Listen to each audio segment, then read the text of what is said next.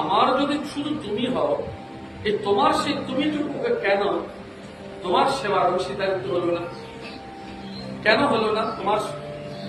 তুমি ভালো মন্দ যাই গ্রহণ করেছো, গোবিন্দকে কেন দিলে না? সেই প্রসাদ কেন গ্রহণ করলে না?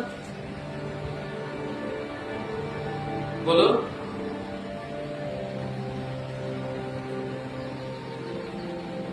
ভাগবত খানা পড়ে আছে, আসলে ময়লা ধুলু পড়ে জমে আছে। বলছো ভাগবত ভক্ত, বহুজন বলে বাবা আমি তো ভাগবত ভক্ত, কিন্তু যখন আমি পাঠ করবার সময় ভাগবত এনে ধুলো আমি নিজে বুঝি।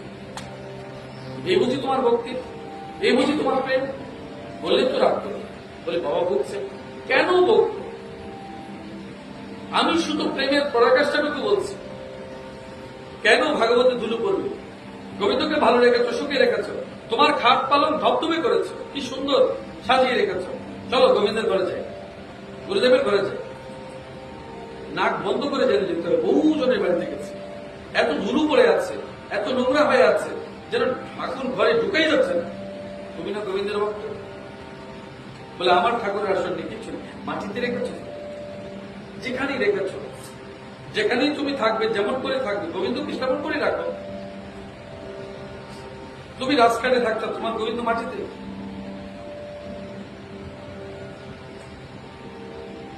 তোমার জন্য 20, 30, 40, 50 হাজার টাকার আসন হয়ে গেছে, গোবিন্দের জন্য এই সামান্য কোটি টাকা খরচ করবার মতো তোমার কাছে পয়সা নেই। তুমি বলছো ভালোবাসো, আমি বলি তুমি বলেছো।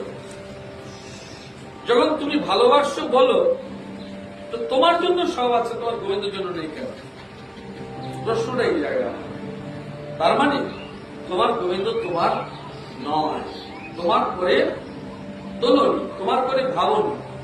তোমার বাড়ির অন্য একজন সদস্য যেমন ওই রকম করে তুমি ভাবনি, তুমি বুঝনি বলে তার জন্য তোমার বেদনা নেই, তার জন্য তোমার দুঃখ নেই। গোবিন্দ তো বলবে না, গুরুদেব তো বলবে না, গুরুদেব তো বলবে না, গোবিন্দ তো বলবে না, চিৎকার করে কিছু বলবে না, এই গরম লাগছে রে ফ্যান দেব, বলবে না। তুমি সুখ এবং দুঃখ দুটোটাই গোবিন্দের জন্য না। ওই সময় পড়ে এই সময়ের অনেক উত্তেজ, কিন্তু তোমাকেও তো সাধারণ সেই সবকে উপরে তুলতে হবে। আমি যে কথাটা বোঝাতে চেয়েছি না, কথাটা হচ্ছে এই, তোমার সকল দুঃখে সকল সুখে কেন তোমার ভগবান তোমার একাত্ম আত্মার হলো না, তোমার অন্তরাত্মিক সহসঙ্গী হলো না, সহচর হলো না? এইটুকু আমি তোমার কাছে প্রশ্ন করতে চেয়েছিলাম, বোঝাতে চেয়েছি।